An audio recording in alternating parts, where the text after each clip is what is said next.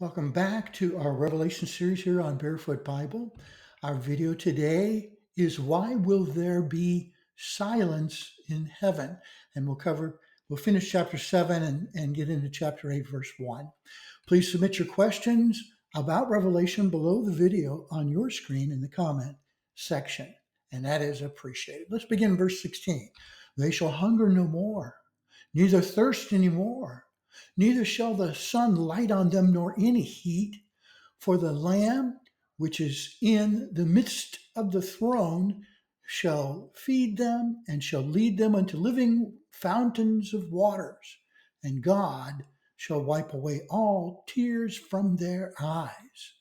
Verses 16 and 17 prophesy the beginnings of eternity.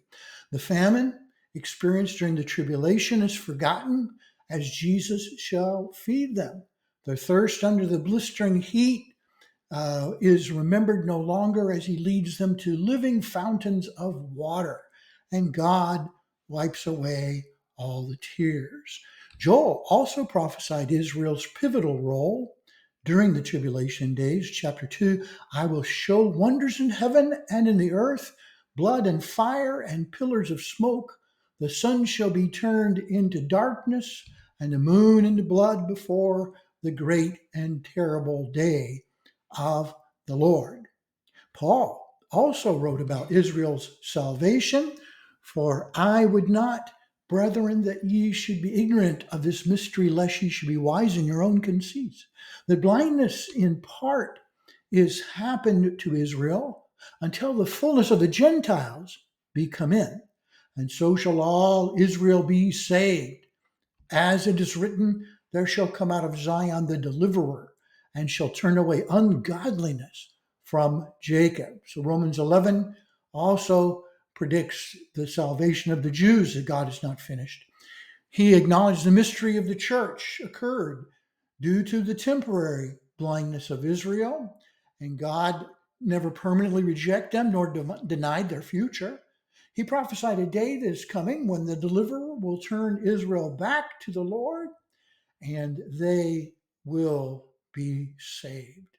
J. Vernon McGee comments on those who suggest that God is through with Israel. Quote, there is a system of theology abroad today that passes as conservative, but it takes a position that God is through with the nation Israel, that all of God's covenants with Israel are negated, and that God does not intend to make good on any of his promises to Israel. Yet there are literally hundreds of them in the Old Testament.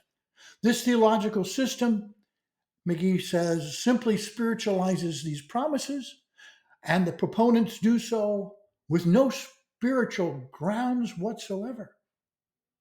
Just a reminder, all that God has promised, God will do without exception. He keeps his word. Now, chapter 7 put a pause on the action of Revelation until the 144,000 servants were protected. Chapter 8 records the breaking of the last seal on the seventh sealed book. So we'll notice verse 1. And when he opened the seventh seal, there was silence in heaven about the space of a half an hour. And with the breaking of the last seal, the prophecy of the seven trumpets also begins.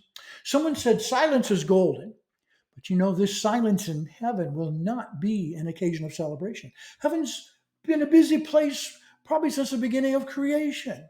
And like the silence in a courtroom when the foreman of the jury stands to read the verdict, all heaven stands silently in awe, awaiting the announcement of God's final wrath to be poured out upon this world.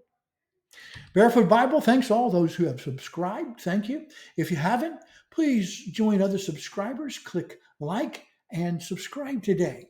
And check the links below the video on your screen to order my book on Revelation or check out my Facebook page. You're invited.